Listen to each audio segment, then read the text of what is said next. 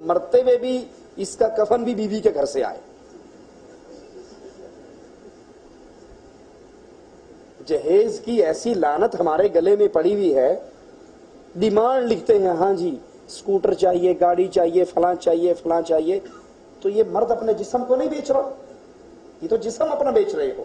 اگر عورت بدکاری کے لیے اپنے جسم کو بیچتی ہے تو مرد حلال طریقے سے شادی کرنے کے لیے جسم کو بیچتا ہے. ہاں جی میں آپ کی بیٹی سے شادی کے لیے تیار ہوں, جہیز میں کیا کچھ دو گے. یہ بہت بڑی لعنت اور معاشرتی بہت بڑی بیماری ہے جس نے ہمارے معاشرے کو جلا کے رکھ دیا ہے. اب اخبارات پڑھ لو, جو بیچاری بغیر جہیز کے آ جائے یا 2-4 چارپائیاں لے کے آ جائے, ہفتہ یا بہت زیادہ مہینے کے بعد خبر لگ جائے گی اخبار میں, سلنڈر پھٹا اور نئی نویلی دلہن چل کے خاک ہو گئی. کبھی سلنڈر پھٹ کے ساس نہیں مری, سلنڈر پھٹ کے ننند نہیں مری, سلنڈر پھٹ کے خامد نہیں مرا, سلنڈر پھٹ کے دلہا کے رشتہ داروں میں سے کوئی نہیں مرے گا. نئی نویلی دلہن بیچاری سلنڈر پھٹا اور یہ مرا. وہ سلنڈر نہیں پھٹتا, وہ جہیز نہ آنے کی وجہ سے اس کے اندر جو شیطان نے بے خیرتی کا بم باندھ رکھا ہے وہ پھٹتا ہے. تو یہاں بھی حضرت سوال کر رہے ہیں کہ شوہر کا انتقال ہو جائے تو کفن اس کے گھر والے دیں یا لڑکی کے گھر والے دیں. استغفر اللہ, انا للہ و انا الیہ راجعون. لڑکی کے ذمہ کام پتہ کیا لگائے ہیں اسلام نے؟ سنو,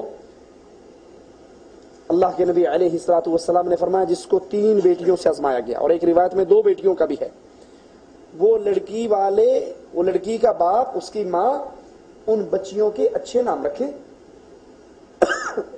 اچھی تربیت کریں, قرآن سکھائیں, دین سکھائیں, خامند کی خدمت کا جذبہ اس کے دل میں کوٹ کوٹ کے بھریں. یہ نہیں کہ کندھے سے کندھا ملا کے چلنا ہے, وہ بھی انسان ہے, میں بھی انسان ہوں, ہمارے حقوق برابر ہیں, میں روٹی پکاؤں گی تو تم ہنڈی پکاؤ گے. یہ بے غیرت عورتیں ہیں ایسی جو یہ بکواس کرتی ہیں. عورت کو پیدا ہی خامند کی خدمت کے لیے کیا گیا. دلیل اس کی رسول اللہ صلی اللہ علیہ وسلم فرماتے ہیں جو عورت یہ کام کر لیں, گننا کام کتنے بتا رہے ہیں اللہ کے نبی, فرض نمازیں, فرض روزے, عزت کی حفاظت, شوہر کی اطاعت, 4 کام کر لے, اللہ جنت کے سارے دروازے کھول کے گئے, جتوں مردی لنگ جا, جہاں سے مردی اللہ کی جنت میں داخل ہو جا. کوئی کام نہیں اس کے ذمہ سوائے ایک کام کے, اور وہ کام کیا ہے؟ خامند کی خدمت. ٹھیک ہے, فرمایا جس کو 3 بچیوں سے آزمایا جائے یا 2 سے آزمایا جائے, 2 کی روایت بھی ہے, وہ ان کی نیک تربیت کرے اور نیک رشتوں میں ان کو آگے بیاہ دے, شادی کر دے, وہ جنت میں میرے نبی کا پڑوسی بنے گا.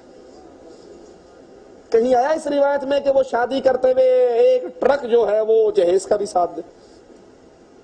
اور اس جہیز نے ہمارے معاشرے کو ایسے چاٹ لیا کہ مرتے ہوئے بھی وہ کہہ رہا ہے کہ بندہ مر گیا تو کفن کتوں آئے گا, کوڑی والے دیں گے, منڈے والا دے گا. استغفر اللہ واتوب الیہ. ہاں یہ بات ٹھیک ہے کہ جب کسی عورت کا خامند مر جائے تو وہ زیب و زینت چھوڑ دے, زیب و زینت, بھڑکیلے کپڑے پہننا, میک اپ کرنا, بناؤ سنگار کرنا, کیونکہ جس کے لیے کرتی تھی وہ مر گیا. اب عدت کے ایام میں وہ سادہ زندگی گزارے, سادہ معمولی کپڑے پہنے. جب عدت گزر جائے اب اس کے لیے جائز ہے کہ وہ خوشبو لگائے, بناؤ سنگار کرے, شرعی حدود کے اندر رہ کر, کیونکہ اب عدت گزر گئی, اب وہ نئی جگہ پہ اس کو پیغام نکاح کہا سکتا ہے, وہ کہیں نکاح کر سکتی ہے.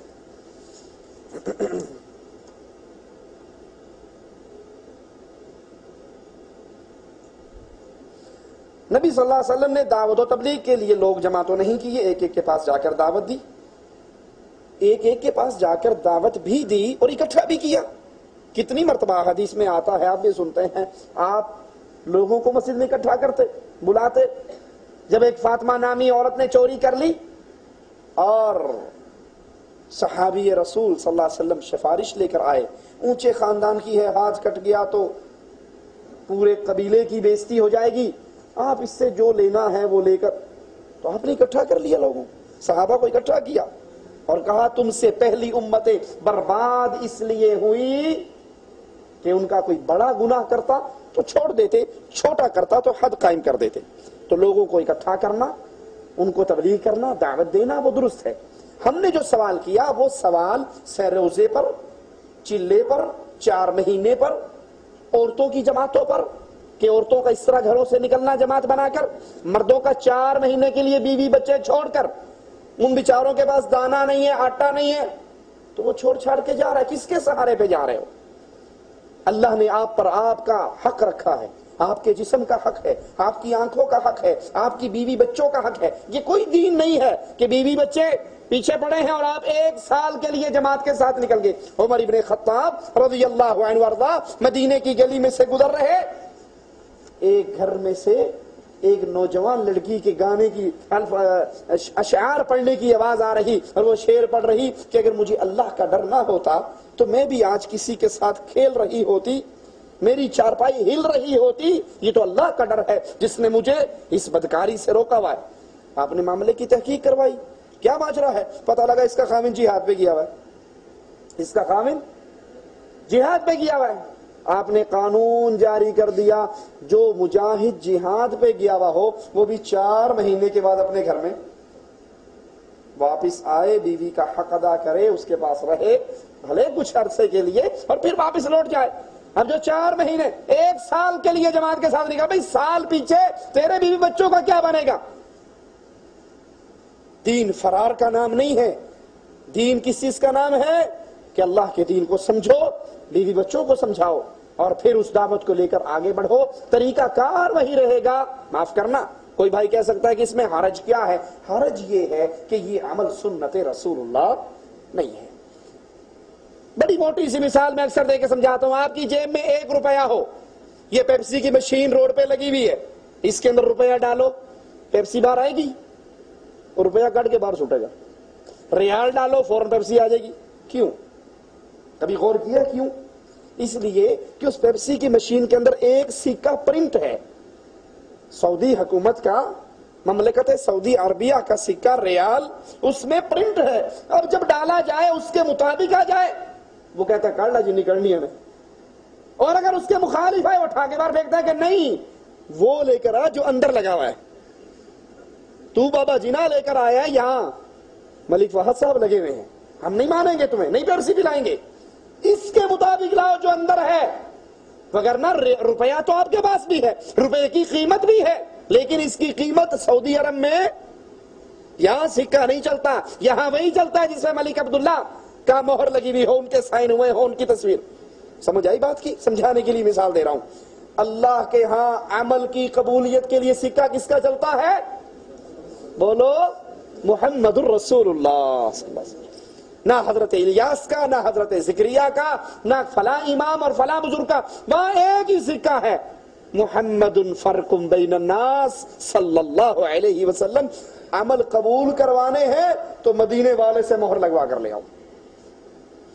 اللہ کے نبی صلی اللہ علیہ وسلم سے یہ حدیث, یہ طریقہ, یہ سنت سے ثابت نہیں ہے جو طریقہ کیا جا رہا ہے. نمبر 1. نمبر 2, جو کتاب فضائل اعمال پڑھائی جاتی ہے, اس کتاب میں جو عقیدے ہیں وہ اللہ اور اس کے رسول کی دی ہوئی تعلیمات کے خلاف ہیں.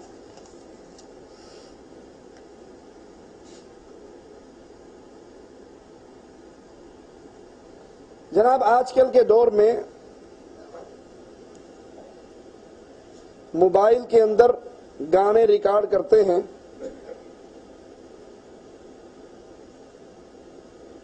پھر اس موبائل کو اپنی جیب میں رکھ کے مسجد میں بھی داخل ہوتے ہیں, نماز بھی پڑھتے ہیں, اور اس کے اندر گندی فلمیں بھی ریکارڈ کی بھی ہوتی ہیں.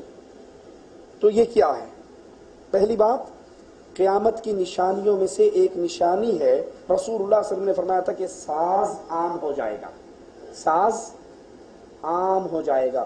اور آج اللہ کسی کو بچائے تو بچائے, شاید کوئی گھر ایسا نہ ہو جس میں ساز, کچھ بھی نہیں تو ساز والی بیل باہر لگی ہوئی ہوگی, کچھ بھی نہیں تو موبائل ہے, اور موبائل پہ جو ٹون بھری ہوئی ہے وہ لیٹسٹ انڈین فلموں کے گانوں کی ٹون ہے, پورے گانے ہیں, ڈائیلاگ ہیں. ہمارے ایک شیخ نے ہمیں واقعہ سنایا, اسی